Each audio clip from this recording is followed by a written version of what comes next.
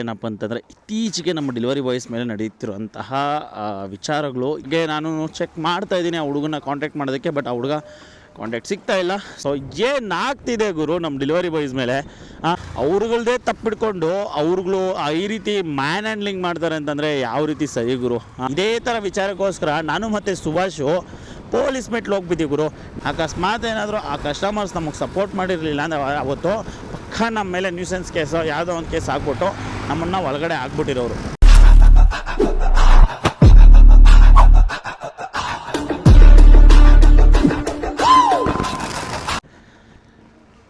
ಎಲ್ಲರಿಗೂ ನಮಸ್ಕಾರ, ಮತ್ತೊಂದು ವಿಡಿಯೋಗೆ ಸ್ವಾಗತ. ನಾನು ನಿಮ್ಮ ಪ್ರೀತಿಯ ಶಂಕರ್. ನೀವು ಆಲ್ರೆಡಿ ಟೈಟ್ಲಲ್ಲಿ ತಮ್ಮಲ್ಲಿ ನೋಡಿದ್ರೆ ವಿಚಾರ ಏನಪ್ಪ ಅಂತಂದರೆ ಇತ್ತೀಚೆಗೆ ನಮ್ಮ ಡೆಲಿವರಿ ಬಾಯ್ಸ್ ಮೇಲೆ ನಡೆಯುತ್ತಿರುವಂತಹ ವಿಚಾರಗಳು ಯಾಕೆ ಈ ರೀತಿ ಆಗ್ತಾ ಇದೆ ಅನ್ನೋದನ್ನು ಒಂದು ನೋಡೋಣ ಅಂತ ಈ ವಿಡಿಯೋ ಮಾಡ್ತಾಯಿದ್ದೀನಿ. ಸೊ ರೀಸೆಂಟಾಗಿ ನಿಮಗೆಲ್ಲ ಗೊತ್ತಿದೆ, ಆಲ್ರೆಡಿ ವಿಡಿಯೋನ ಮಾಡಿದ್ದೆ. ನಮ್ಮ ಬೆಂಗಳೂರು ನಾಗರಬಾವಿ ಉಳ್ಳಾಲ್ ಹತ್ರ ಒಂದು ಜ್ಞಾನಭಾರತಿ ನಿಯರ್ ಬೈ ಒಂದು ಯಾವುದೋ ಒಂದು XYZ ಒಂದು ರೆಸ್ಟೋರೆಂಟ್ ಹತ್ರ ಒಂದು ಡೆಲಿವರಿ ಬಾಯ್ಗೆ ಓನರು ಮತ್ತು ಮ್ಯಾನೇಜರ್ ಸೇರಿ ಹೊಡೆದು ಆ ಹುಡುಗನ ಮೇಲೆ ಹಲ್ಲೆ ಮಾಡಿ ಅದು ಏನಾಯಿತು ಕೊನೆಗೂ ಗೊತ್ತಿಲ್ಲ. ಯಾಕಂತಂದರೆ ಪೊಲೀಸವ್ರು ಹೋಗ್ಬಿಟ್ಟು, ನಿಮಗೆಲ್ಲ ಗೊತ್ತಿದೆ, ಪೊಲೀಸವ್ರು ಹೋಗ್ಬಿಟ್ಟು ರೆಸ್ಟೋರೆಂಟ್ ಅವ್ರಿಗೆ ಸಪೋರ್ಟ್ ಮಾಡಿದ್ದಾರೆ. ಯಾಕಂತಂದರೆ ನಿಮಗೆಲ್ಲ ಗೊತ್ತಿದೆ ಅದೇನದು ಹೋಗುತ್ತೆ.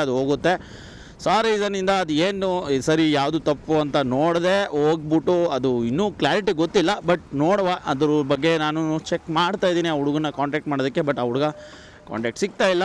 ಸೊ ನೋಡೋಣ, ಯಾರಿಗಾದರೂ ಆ ಹುಡುಗ ಕಾಂಟ್ಯಾಕ್ಟ್, ನನ್ನ ಫಾಲೋವರ್ಸಲ್ಲಿ ಯಾರಿಗಾದರೂ ಆ ಹುಡುಗ ಗೊತ್ತಿದ್ದರೆ ದಯವಿಟ್ಟು ನನ್ನ ಇನ್ಸ್ಟಾಗ್ರಾಮ್ ಐಡಿಗೆ ಮೆಸೇಜ್ ಮಾಡಿ, ಸ್ವಲ್ಪ ಹುಡುಗನ ಹತ್ರ ಮಾತಾಡ್ಸೋಣ ಅಂತ ಹೇಳ್ತಾ.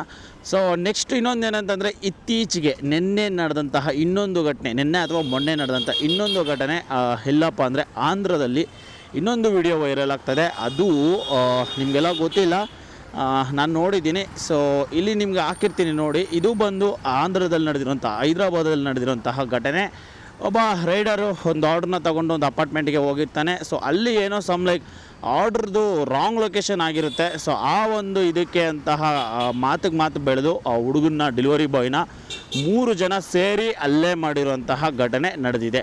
ಸೊ ನಿಮಗೆಲ್ಲ ಇನ್ನೊಂದೇನೆಂದರೆ ಶಾಕಿಂಗ್ ನ್ಯೂಸು, ಆ ಹಲ್ಲೆ ಮಾಡುವಂತಹ ವ್ಯಕ್ತಿ ಅವನೊಬ್ಬ ಹೀರೋ ಅಂತೆ, ಶಾಟಕ್ಕೆ ಸಮಾನ ಹೀರೋ.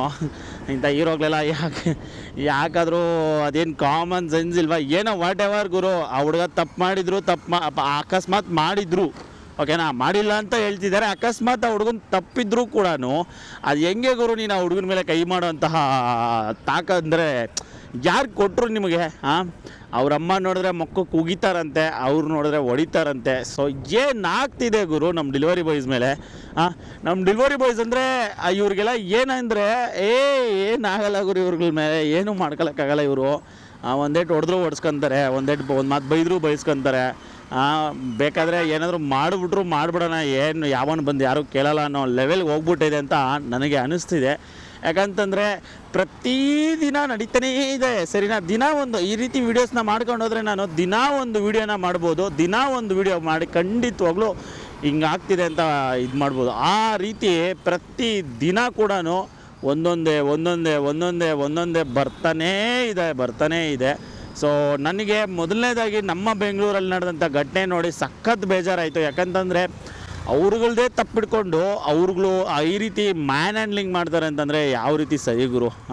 ಸೊ ಒಂದು ಕಡೆ ರೆಸ್ಟೋರೆಂಟ್ ಅವ್ರು ಹೊಡಿತಾರೆ, ಒಂದು ಕಡೆ ಕಸ್ಟಮರ್ಸ್ ಹೊಡಿತಾರೆ, ಇನ್ನೊಂದು ಕಡೆ ಇನ್ನು ರೋಡಲ್ಲಿ ಅಂತೀರಾ, ನಾವು ಸುಮ್ಮನೆ ಒಂದು ಚೂರು ಹಂಗೇನಾದರೂ ಸ್ಪೀಡಾಗಿ ಹೋದರೂ ಕೂಡ ನಮಗೆ ಬಾಯಿಗೆ ಬಂದಂಗೆ ಬೈತಾನೇ ಇರ್ತಾರೆ, ಓಕೆನಾ? ಬಿಕಾಸ್ ನಾವು ಯಾಕೆ ಸ್ಪೀಡಾಗಿ ಹೋಗ್ತೀವಿ ಅನ್ನೋದು ನಮಗೆ ಮಾತ್ರ ಗೊತ್ತು. ಯಾಕಂತಂದರೆ ನಾವು ಸ್ಪೀಡಾಗಿ ಹೋಗೋದು ಟೈಮ್ ಆಗಿಬಿಡುತ್ತೆ, ಕಸ್ಟಮರ್ಗೆ ಆರ್ಡ್ರನ್ನ ತಲುಪಿಸ್ಬೇಕು ಅನ್ನೋ ಇದಕ್ಕೆ ನಾವು ಸ್ಪೀಡಾಗಿ ಹೋಗ್ತೀವಿ. ಸೊ ಅದಕ್ಕೆ ಪಬ್ಲಿಕ್ಕು ಒಂದಷ್ಟು ಬೈತಾನೇ ಇರ್ತಾರೆ. ಈಗ ನೋಡಿದ್ರೆ ಒಂದು ಕಡೆ ಕಸ್ಟಮರ್ಸ್ ಹೊಡಿತಾರೆ, ಒಂದು ಕಡೆ ರೆಸ್ಟೋರೆಂಟ್ ಹೊಡಿತಾರೆ. ಏನಂತ ಹೇಳ್ಬೇಕು ಅಂತ ನನಗೊಂದು ಗೊತ್ತಾಗ್ತಿಲ್ಲ. ಸೊ ಮೊದಲನೇದಾಗಿ ನಾನು ಹೇಳೋದೇನಪ್ಪ ಅಂದರೆ, ನಮ್ಮ ಡೆಲಿವರಿ ಬಾಯ್ಸ್ಗೆ ವಾಟ್ ಎವರ್ ಈ ಥರ ಘಟನೆಗಳು ನಡೀತಾ ಇರೋದು ಇತ್ತೀಚೆಗೇನಲ್ಲ, ಇದು ಕಾಮನಾಗಿ ನಡೀತಾನೇ ಬರ್ತಾಯಿದೆ. ಬಟ್ ಇತ್ತೀಚಿನ ದಿನಗಳಲ್ಲಿ ಇವೆಲ್ಲ ಬೆಳಕಿಗೆ ಬರ್ತಿದೆ ಅಷ್ಟೇ. ಅಂದರೆ ಈ ಒಂದು ಸೋಷಿಯಲ್ ಮೀಡಿಯಾ ಇರೋದ್ರಿಂದ ಅಥವಾ ಇವೆಲ್ಲ ಒಂದಷ್ಟು ವೀಡಿಯೋಸ್ನ ಮಾಡಿ ಆಚೆ ಬರೋದ್ರಿಂದ, ಸೊ ಅದು ವೈರಲ್ ಆಗ್ತಾ ಇರೋದ್ರಿಂದ, ಆ್ಯಂಡ್ ಪಬ್ಲಿಕ್ಕು ಕೂಡ ಒಂದಷ್ಟು ಪಬ್ಲಿಕ್ ನಮಗೆ ಸಪೋರ್ಟ್ ಮಾಡ್ತಾ ಇರೋದ್ರಿಂದ, ಸೊ ಇವೆಲ್ಲ ವೀಡಿಯೋಸು ಒಂದಷ್ಟು ವೈರಲ್ ಆಗ್ತಾ ಇರೋದು ಮತ್ತು ಇದೆಲ್ಲ ಗೊತ್ತಾಗ್ತಾ ಇರೋದು. ಸೊ ಮುಂಚೆ ಇದಕ್ಕಿಂತ ಜಾಸ್ತಿನೇ ನಡೀತಿತ್ತು. ಬಟ್ ಆದರೆ ಅವಾಗ ಯಾರಿಗೂ ಏನು ಹೇಳೋ ಅವಶ್ಯ, ಅಂದರೆ ಪರಿಸ್ಥಿತಿ ಇರಲಿಲ್ಲ ಅವಾಗ.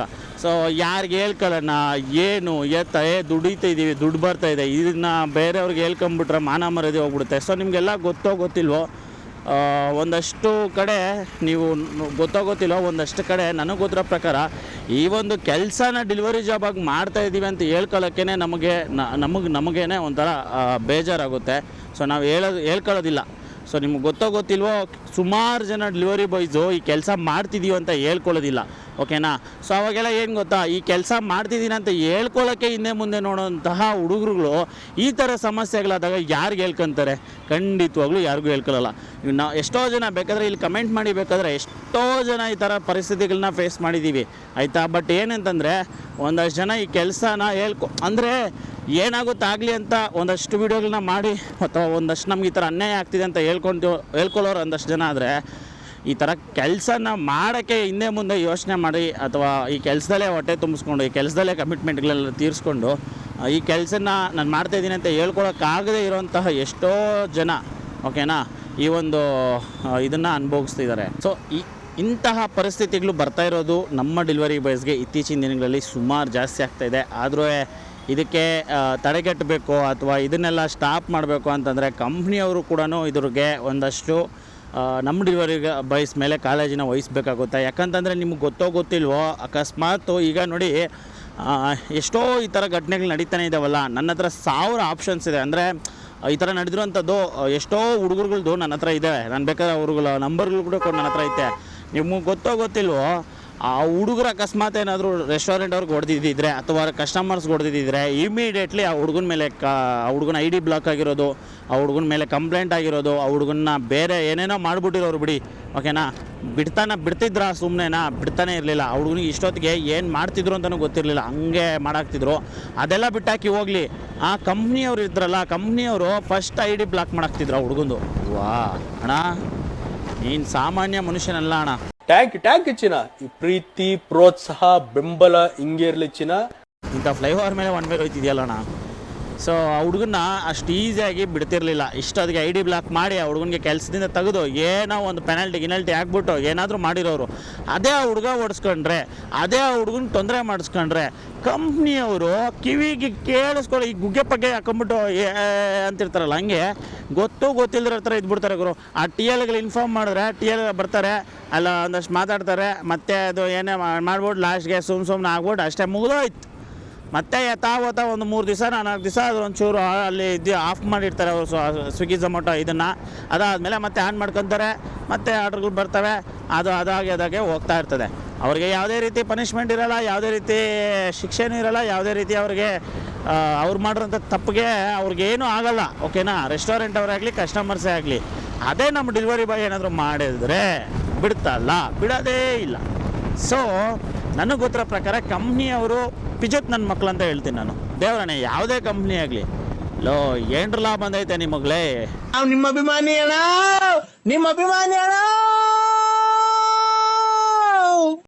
ಏನೋ ಬಂದೈತೆ, ಒನ್ ವೇಲ್ ಹೋಗಿ ಸಾಯ್ತೀರ ನನ್ನ ಮಕ್ಕಳನ್ನ. ನಾವು ಹಿಂದೆ ಮುಂದೆ ನೋಡಿದ್ರೆ ಬಂದು ಏನೋ ಹೋಗ್ತೀರ. ಓಕೆ ಬಾಯ್ಸ್, ಇದಾಗಿತ್ತು ಇವತ್ತಿನ ಈ ಒಂದು ವಿಡಿಯೋ. ಸೊ ನನಗೆ ಈ ವಿಚಾರದ ಬಗ್ಗೆ ನಿಜವಾಗ್ಲೂ ಮಾತಾಡಬೇಕು ಅಂದರೆ ಸಖತ್ ಅಂದರೆ ನೋಡಿ ಬೇಜಾರಾಗ್ಬಿಟ್ಟಿದೆ. ನಿಮಗೆ ಒಂದು ವಿಚಾರ ಹೇಳ್ತೀನಿ, ಲಾಸ್ಟ್ ವೀಡಿಯೋದಲ್ಲೂ ಕೂಡ ಹೇಳಿದ್ದೆ, ನಾನು ಇವತ್ತು ಹೇಳ್ತೀನಿ. ಇದೇ ಥರ ವಿಚಾರಕ್ಕೋಸ್ಕರ ನಾನು ಮತ್ತು ಸುಭಾಷು ಪೊಲೀಸ್ ಮೆಟ್ಲು ಹೋಗ್ಬಿದ್ದೀವಿ ಗುರು. ನಮ್ಮ ನ್ಯೂ BL ಝೋನಲ್ಲಿ ರಾತ್ರಿ 11:15 ಒಂದು ಆರ್ಡ್ರ್ ಬಂದಿರ್ತದೆ ನಮ್ಮ ಸುಭಾಷ್ಗೆ. ಅವನು ಆರ್ಡ್ರನ್ನ ಪಿಕ್ ಮಾಡೋಕ್ಕಂತ ಹೋಗಿರ್ತಾನೆ. ಇದೇ ಥರನೇ ಫುಡ್ ರೆಡಿ ಕೊಟ್ಬಿಟ್ಟು ಕೊಟ್ಟಿರಲ್ಲ ಐಟಮು. ಸೊ ಅದಕ್ಕೆ ಮುಂಚೆ ನನಗೂ ಅವ್ರಿಗೂ ಅದೇ ರೆಸ್ಟೋರೆಂಟಲ್ಲಿ ಜಗಳ ಆಗಿರುತ್ತೆ. ನಾನು ಹೋಗಿರ್ತೀನಿ, ಅಲ್ಲಿ ಹೋಗ್ಬಿಟ್ಟು ಬ್ರೋ ಯಾಕೆ ಹಿಂಗೆ ಮಾಡ್ತೀರಾ, ಲಾಸ್ಟ್ ಟೈಮು ಇದೇ ವಿಚಾರಗಳಿಗೆ ಜಗಳ ಆಯಿತು, ಮತ್ತೆ ಇದೇ ಥರ ಮಾಡ್ತಿದ್ದೀರಾ ಅಂತ ಪ್ರಶ್ನೆ ಮಾಡೋಕ್ಕೆ ಹೋಗಿದಾಗ ಒಂದಷ್ಟು ಮಾತು ಬೆಳೆದು ಆರ್ಗ್ಯುಮೆಂಟ್ಸ್ ಆಗಿ ಗಲಾಟೆ ಆಗಿ ಅವರು ಪೊಲೀಸವ್ರನ್ನ ಕರೆಸಿ, ಪೊಲೀಸವ್ರು ಬಂದು ಅಕಸ್ಮಾತ್ ನಮಗೆ ಅಲ್ಲಿ ಬಂದಂತಹ ಕಸ್ಟಮರ್ಸು, ಓಕೆನಾ, ಬುಕ್ ಮಾಡಿರೋ ಕಸ್ಟಮರ್ಸು ಸಪೋರ್ಟ್ ಮಾಡಿರೋದಕ್ಕೆ ನಾವು ಬಚಾವಾದ್ವಿ. ಅಕಸ್ಮಾತ್ ಏನಾದರೂ ಆ ಕಸ್ಟಮರ್ಸ್ ನಮಗೆ ಸಪೋರ್ಟ್ ಮಾಡಿರಲಿಲ್ಲ ಅಂದರೆ ಅವತ್ತು ಪಕ್ಕ ನಮ್ಮ ಮೇಲೆ ನ್ಯೂಸೆನ್ಸ್ ಕೇಸು ಯಾವುದೋ ಒಂದು ಕೇಸ್ ಹಾಕ್ಬಿಟ್ಟು ನಮ್ಮನ್ನು ಒಳಗಡೆ ಹಾಕ್ಬಿಟ್ಟಿರೋರು. ಸೊ ಆನೆಸ್ಟಾಗಿ ಹೇಳ್ತೀನಿ, ಸುಮಾರು ರೆಸ್ಟೋರೆಂಟ್ಗಳು ಈ ರೀತಿ ಮಾಡ್ತೀರಾ, ದಯವಿಟ್ಟು ಯಾರೂ ಈ ರೀತಿ ಮಾಡೋಕ್ಕೆ ಹೋಗ್ಬೇಡಿ ಅಂತ ನಾನು ರಿಕ್ವೆಸ್ಟ್ ಮಾಡ್ಕೊತೀನಿ.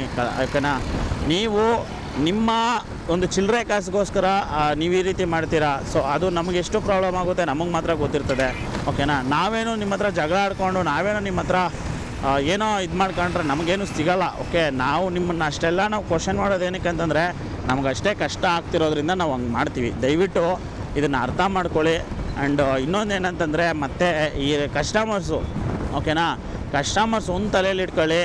ನೀವು ಮಾಡುವಂಥ ಒಂದು ಆರ್ಡ್ರು ಒಂದು ದಿನಕ್ಕೆ ನೀವು ಒಂದು ಆರ್ಡ್ರನ್ನ ಮಾಡಿರ್ತೀರ, ಬಟ್ ನಾವು ಅದೇ ಥರ 30-40 ಆರ್ಡ್ರನ್ನ ಒಂದು ದಿನದಲ್ಲಿ ನಾವು ಕಸ್ಟಮರ್ಸ್ಗೆ ತಲುಪಿಸ್ತೀವಿ. ಬೆಳಗ್ಗೆಯಿಂದ ಸಂಜೆವರೆಗೂ ನಾವು ಮಿನಿಮಮ್ 25-30 ಆರ್ಡ್ರನ್ನ ನಾವು ಮಾಡಿದ್ರೆ ಮಾತ್ರ ನಮಗೆ ಇನ್ಸೆಂಟಿವ್ ಸಿಗೋದು, ದುಡ್ಡು ಸಿಗೋದು, ಸರಿನಾ? ಒಂದು ಆರ್ಡ್ರನ್ನ ನಾವು ಲೇಟಾಗಿ ತಲುಪಿಸಿದ್ದೀವಿ ಅಂತನೋ ಅಥವಾ ಏನೋ ಒಂದಷ್ಟು ಆಯಿತು ಅಂತನೋ ಒಂದು ಡೆಲಿವರಿ ಬಾಯ್ ಮೇಲೆ ಮಾತಾಡಿ, ಒಂದೇನೋ ಒಂದು ಮಾತಾಡಿ ಹೇಳಿ, ಓಕೆನಾ, ಹೇಳಿ ಅರ್ಥ ಮಾಡಿಸಿ. ನೀವು ಈ ರೀತಿ ಮಾಡೋದ್ರಿಂದ ನಮಗೆ ಕಷ್ಟ ಆಗ್ತಿದೆ, ನಾನು ಬುಕ್ ಮಾಡಿ ಲೇಟ್ ಆಯಿತು, ಇನ್ನೊಂದು ಮಗದೊಂದು ಅಂತ ಹೇಳಿ. ಅಥವಾ ಟಿಕೆಟ್ ರೈಸ್ ಮಾಡಿ ಕಸ್ಟಮರ್ ನೀವು ಬುಕ್ ಮಾಡಿರೋದು ಕಂಪ್ನಿಯವ್ರ ಹತ್ರ, ಕಂಪ್ನಿಯವ್ರನ್ನ ಕೇಳಿ, ಕಂಪ್ನಿಯವ್ರನ್ನ ಪ್ರಶ್ನೆ ಮಾಡಿ. ಅದನ್ನು ಬಿಡ್ಬಿಟ್ಟು ನೀವು ಡೆಲಿವರಿ ಬಾಯ್ಸ್ ಮೇಲೆ ಕೈ ಮಾಡೋದು, ಡೆಲಿವರಿ ಬಾಯ್ಸ್ಗೆ ಈ ರೀತಿ ಹೊಡಿಯೋದು, ಬೈಯೋದು, ಈ ರೀತಿ ಮಾಡಿದ್ರೆ ನಿಮ್ಗೆ ಅದೇನು ಸಿಗುತ್ತಂತ ನನಗಂತೂ ಗೊತ್ತಿಲ್ಲ. ಸ್ವೇರ್ ಹೇಳ್ತಾ ಇದ್ದೀನಿ, ದಯವಿಟ್ಟು ಪ್ಲೀಸ್ ಇಂತಹ ಘಟನೆಗಳು ಆಗಬಾರ್ದು ಅಂತಂದರೆ ಕಸ್ಟಮರ್ಸು ನೀವು ನಮ್ಮನ್ನು ಅರ್ಥ ಮಾಡ್ಕೊಬೇಕು. ರೆಸ್ಟೋರೆಂಟ್ಸ್ ಅವರು ನೀವು ಡೆಲಿವರಿ ಬಾಯ್ಸ್ನ ಅರ್ಥ ಮಾಡ್ಕೋಬೇಕು. ಡೆಲಿವರಿ ಬಾಯ್ಸು ಅಷ್ಟೇ ಕಸ್ಟಮರ್ಸ್ನ ಅರ್ಥ ಮಾಡ್ಕೋಬೇಕು. ಅದ್ರ ಜೊತೆಗೆ ಒಂದು ರೆಸ್ಟೋರೆಂಟನ್ನು ಅರ್ಥ ಮಾಡ್ಕೋಬೇಕು. ಇದೊಂಥರ ಚೈನ್ ಲಿಂಕ್ ಗುರು, ಓಕೆನಾ, ಇದೊಂಥರ chain link. Delivery boy, restaurant, customer, company ಇವೆಲ್ಲರೂ ಸರಿ ಹೋದರೆ ಚೆನ್ನಾಗಿದ್ರೆ ಎಲ್ಲರೂ ಚೆನ್ನಾಗಿರ್ತೀವಿ. ಅಕಸ್ಮಾತ್ ಒಂದು ಸ್ವಲ್ಪ ಏನಾದರೂ ಹೆಚ್ಚು ಕಮ್ಮಿ ಆದರೆ ಇದೇ ಥರ ಘಟನೆಗಳು ನಡೀತಾನೆ ಇರ್ತದೆ. ಸೊ ಮೊದಲನೇದಾಗಿ ಕಂಪ್ನಿಯವರು ಇದಕ್ಕೆ ಸೀರಿಯಸ್ ಆಗಿ ಒಂದು ತರಬೇಕು, ಓಕೆನಾ. ಅವ್ರಿಗೆ ಕಸ್ಟಮರ್ಸು, ರೆಸ್ಟೋರೆಂಟ್ಸ್ ಅವರು ಎಷ್ಟು ಇಂಪಾರ್ಟೆಂಟೋ ಅದೇ ಥರ ಒಬ್ಬ ಡೆಲಿವರಿ ಬಾಯ್ನ ನೀವು ಇಂಪಾರ್ಟೆಂಟ್ಸ್ ಥರ ನೋಡಿಬಿಟ್ರೆ ಈ ಥರ ಘಟನೆಗಳು ನಡೆಯೋಲ್ಲ. ಯಾಕಂತಂದರೆ ಹಾಕಿ ಆ ಕಸ್ಟಮರ್ಗೆ ಪೆನಲ್ಟಿ ಹಾಕಿ ಆ ಕಸ್ಟಮರ್ ಐ ಡಿನ ಬ್ಲಾಕ್ ಮಾಡಿ, ಏನಾದರೂ ಆ ಕಸ್ಟಮರ್ ವಿರುದ್ಧವಾಗಿ ಕ್ರಮ ತಗೊಳ್ಳಿ. ಅವಾಗ ಕಸ್ಟಮರ್ಸು ಈ ರೀತಿ ಮಾಡೋದಕ್ಕೆ ಭಯ ಪಡ್ಕೊತಾರೆ. ರೆಸ್ಟೋರೆಂಟ್ಸ್ ಅವರು ಅಷ್ಟೇ ಈ ರೀತಿ ಮಾಡೋಕ್ಕೆ ಭಯ ಪಡ್ಕೊತಾರೆ. ಸೊ ಆದರೆ ಕಂಪ್ನಿಯವರು ಈ ಥರ ಕೆಲಸಗಳು ಮಾಡಲ್ಲ. ಯಾಕಂತಂದರೆ ಅವ್ರಿಗೆ ಇಂಪಾರ್ಟೆಂಟ್ ಕಸ್ಟಮರ್, ರೆಸ್ಟೋರೆಂಟ್ ಇಷ್ಟೇ. ಡೆಲಿವರಿ ಬಾಯ್ಸ್ ಒಂಥರ ಶಾಟಕ್ಕೆ ಸಮಾನ ಅನ್ನೋ ಥರ ಮಾಡ್ತಾರೆ. ಸೊ ಇದಾಗಿತ್ತು ಇವತ್ತಿನ ವೀಡಿಯೋ. ಸೊ ದಯವಿಟ್ಟು ಇದೇ ರೀತಿ ಘಟನೆಗಳು ನಡೀಬಾರ್ದು ಅಂತಂದರೆ ಒಗ್ಗಟ್ಟಾಗಿ ನಾವು ಇರೋಣ ಡೆಲಿವರಿ ಬಾಯ್ಸ್ ಅಂತ ಹೇಳ್ತಾ ಈ ವಿಡಿಯೋ ಇಲ್ಲಿಗೆ ಮುಗಿಸ್ತಾ ಇದ್ದೀನಿ. ಸಿಗೋಣ ಮುಂದಿನ ವಿಡಿಯೋದಲ್ಲಿ. ನಿಮ್ಮ ಅಭಿಪ್ರಾಯ, ನಿಮ್ಮ ಅನಿಸಿಕೆ ತಿಳಿಸ್ಕೊಡಿ.